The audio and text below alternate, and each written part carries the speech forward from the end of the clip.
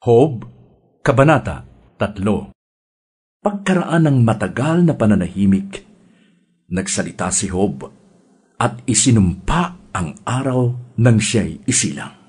Ito ang kanyang sinabi: "Hindi na sana ako ipinanganak pa, at hindi na rin sana ako ipinagli.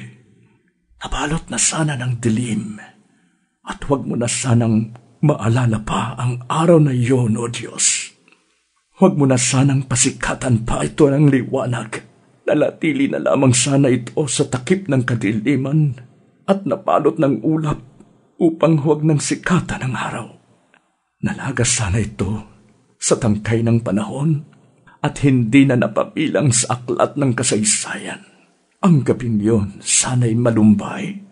Wala na sanang sigaw ng kagalakan at sumpain ng mga salamangkerong nagpapaamo ng dambuhalang Livyatan.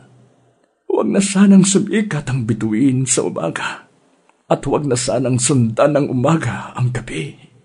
Sumpain ang gabi ng aking pagsilang na nagdulot sa akin ng ganitong kahirapan. Bakit hindi pa ako namatay sa tiyan ng aking ina? O kaya'y noong ako'y isilang niya, bakit kaya ako ay dinuyan pa, kinalong, inalagaan, at binigyan ng gatas sa dibdib niya? Kung namatay ako noon, ako sana'y tahimik na, mahimbing na natutulog at nagpapahinga, katulad ng mga hari at pinunong yumao, na noong panahon nila'y nagtayo ng mga palasyo.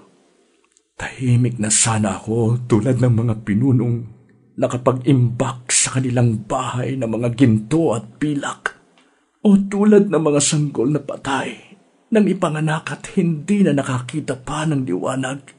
Sa libing ay hindi na makakapanggulo ang mga masasama, at doon ang mga napapagod ay makakapagpahinga. Doon, pati mga bihag ay wala ng ligalig. Wala ng mga sigaw at utos na mabagsik. Ang mga aba at mga dakila ay sama-sama roon. Ang mga alipin ay malaya na sa kanilang Panginoon.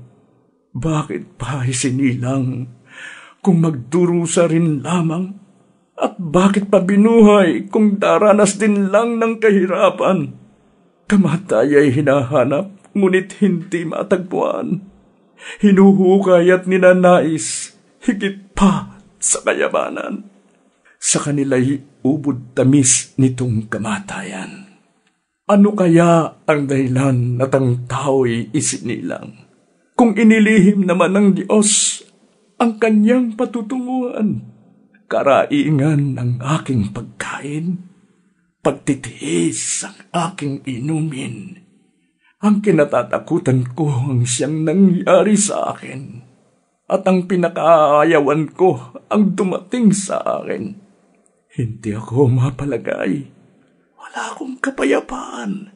Kaguluhan sa buhay ko ay walang katapusan.